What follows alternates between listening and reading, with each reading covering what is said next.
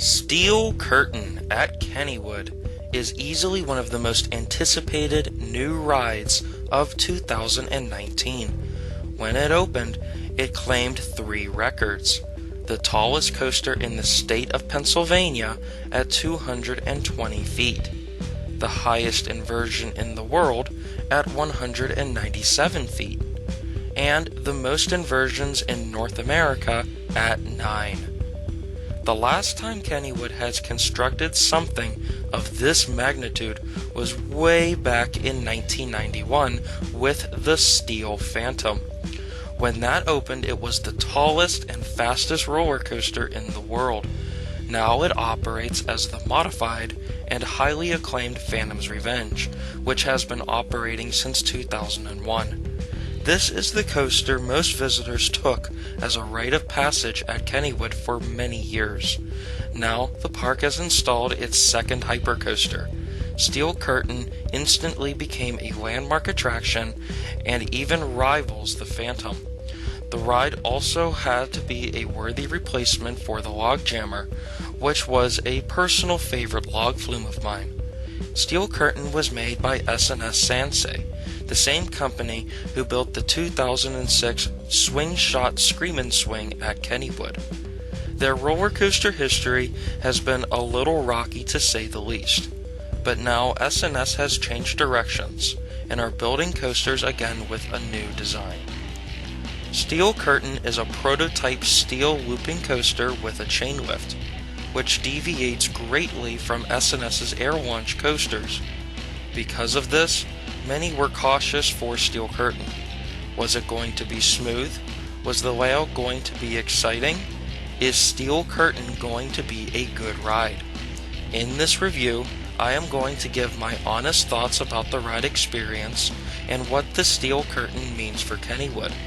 Even though this is my home park, this coaster is still new and fresh, and I will try not to be biased. For starters, Steel Curtain is located in the all-new Steelers Country section of the park. However, as of this recording, none of the other attractions are opened yet. Regardless, Steel Curtain is the star of the show. The yellow supports and black track really stand out, and the overall design of the structure is very intimidating. One of the best things about Steel Curtain is how photogenic it is.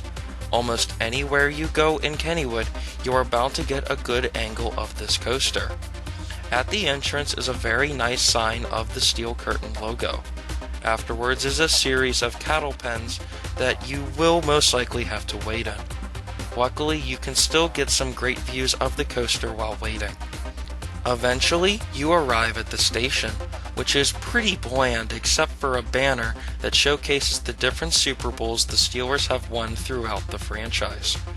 The auto spiel for the Steel Curtain is none other than Bill Hillgrove and Tunch Ilkin, the announcers for the Steelers.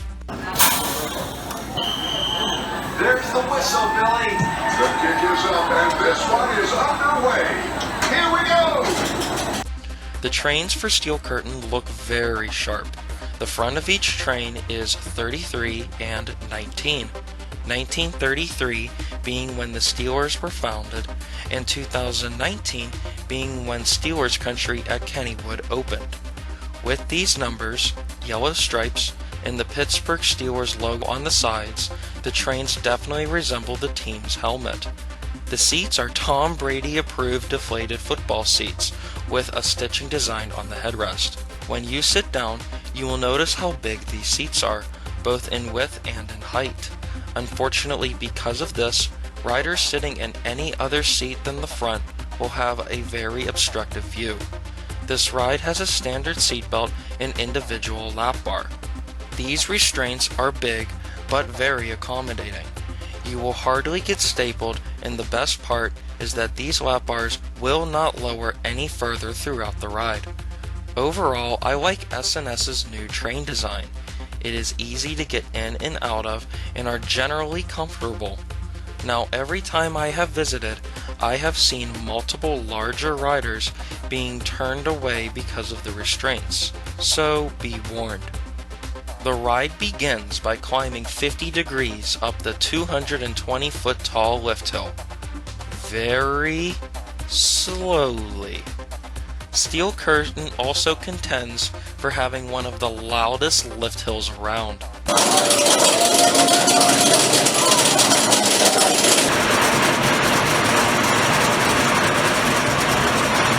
The song Renegade by Styx plays as you climb up. This song is typically the pump-up song for the Steelers during home games, so its inclusion is a nice touch. It takes almost a whole minute to reach the top, and while it isn't that exciting of a start, the view definitely makes up for it. At the top is honestly one of my favorite vistas on top of any ride. You look down at the entire park, including the Phantom's Revenge. With the surrounding river and trees, it really is a sight to behold. Now the ride really begins. It takes a little dip before going into the tallest inversion in the world, a 197-foot tall fake-out inverting drop, before gradually leveling out at the bottom of the drop. To be honest, this is probably the most disappointing part of Steel Curtain. The loop is very quick, it doesn't have an intense snap, and there is no hang time. Also, there are supports directly under the flip, so it doesn't exactly feel as high as you are. I feel a wing over drop on a B&M wing coaster is more effective. Luckily, Steel Curtain picks itself up for the rest of the ride.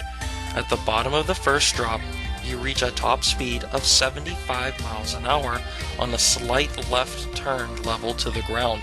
You can really feel the speed on this portion. Afterwards, you shoot up into inversions 2 and 3, a giant banana roll.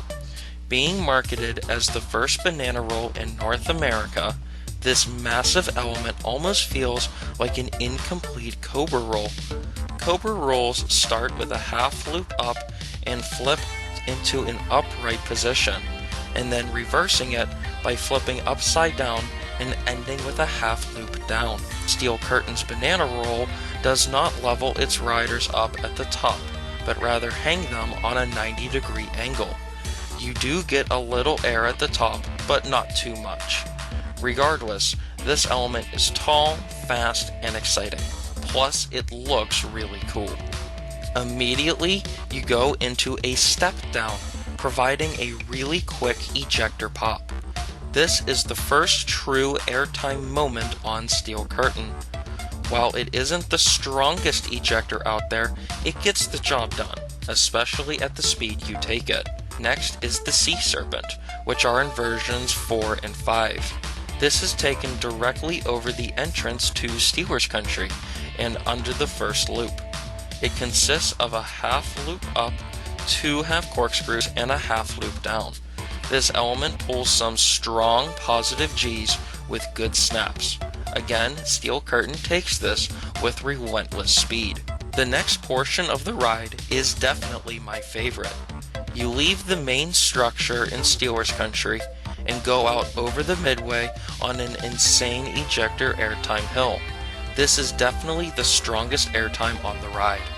Right afterwards, you flip into inversion number 6, a dive loop over the Lagoon. At first, it provides fantastic hang time, but then becomes intense once you bottom out. There is a short straight track over the water before twisting into inversion number 7, a Top Gun stall. If you have rode an RMC, this feels very similar to the 0G stalls.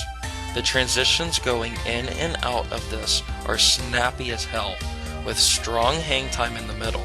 The airtime hill, dive loop, and Top Gun stall are taken with great pacing, providing a variety of positive and negative forces, and overall looks stunning.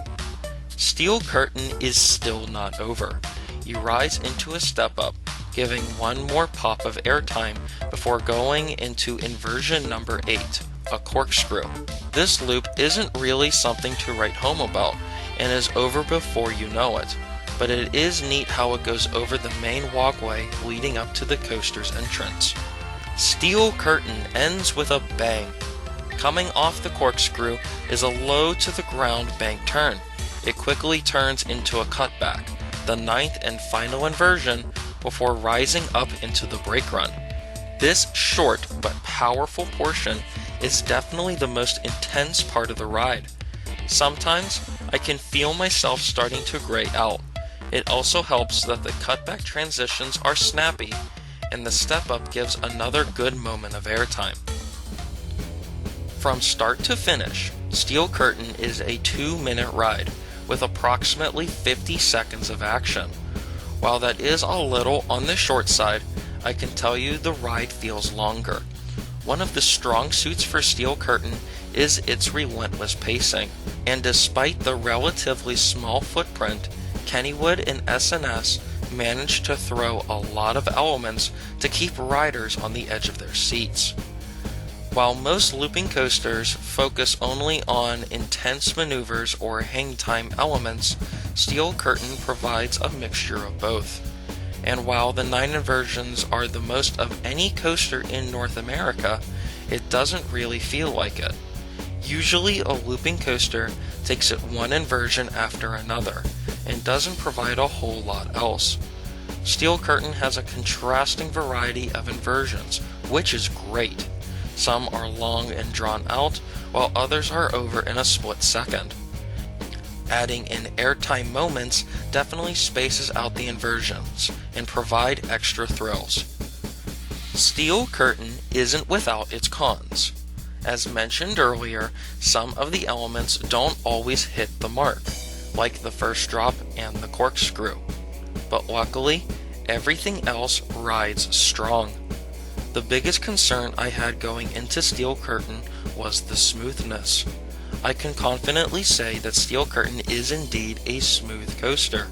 Going through some of these maneuvers feels like you are gliding into the sky. However, there is a noticeable vibration when the train rides along the track. The rattle isn't really anything major, and it doesn't bother me. Another thing to mention is the forces. Steel Curtain does provide a good variety of positive and negative G-force, but I wouldn't say it's among the strongest. As for the best place to sit, I can confidently say that the front seat is the best place in the house. You get a better sense of speed, the forces feel stronger, and the unobstructed views are incredible. Because of the high seat backs, it can take away the ride experience a little bit if you are sitting in any other row. The back seat is still pretty fun, but I feel the vibrations get stronger the further back you sit in the train. All in all, I actually have very little negatives to talk about. They're generally just nitpicks. In the end, Steel Curtain is a very fun coaster. It is one of those that you will want to try to ride multiple times. For those that are still turned off by Steel Curtain because of the excessive number of loops, I just want to tell you about both of my parents. They typically don't like inversions on coasters, and a whole lot of them can make them sick. Both my mom and dad love Steel Curtain and have never felt nauseated riding it. And that brings me to the question, is Steel Curtain better than the Phantom's Revenge? I think that really depends on who you ask. I have talked to many friends, both coaster enthusiasts and the general public, and preferences are pretty much 50-50. Some like the big drops, speed, and airtime the Phantom has, while others like the inversions, hang time, and intensity of Steel Curtain. I believe this was Kennywood's intention. They didn't want to build Steel Curtain to overshadow the Phantom, but rather complement it. The two cannot be more different from each other, and each one has gained their own respected fan bases. For me, I am still Team Phantom. For me, nothing can beat that second drop into the ravine and the insane airtime hills that follow. But I will willingly ride Steel Curtain as much as I can when I'm at Kennywood. That is, if the line isn't crazy long. Steel Curtain will always be a special ride for me. I have theorized its developments, I've covered the construction, and I ride it during any free time that I have. This is my generation's Steel Phantom, and I am enjoying it as much as I can. For a final grade, I am going to give Steel Curtain an A-. This ride is very high on the fun level, and I think it is above average for most looping coasters, but I feel it is missing that extra kick to make this ride stand out even more. I don't think I would rank it in my top 10, but I can see some doing it. Steel Curtain is a worthy replacement for the Log Jammer, and I feel will be a staple Kennywood attraction for many years to come. And that is my review of Steel Curtain at Kennywood. I hope you enjoyed it. What are your thoughts on Steel Curtain? Let me know if you want to see more reviews like this in the future. Make sure to like this video and subscribe for future videos. That being said, thank you all for riding, and I'll see you next time.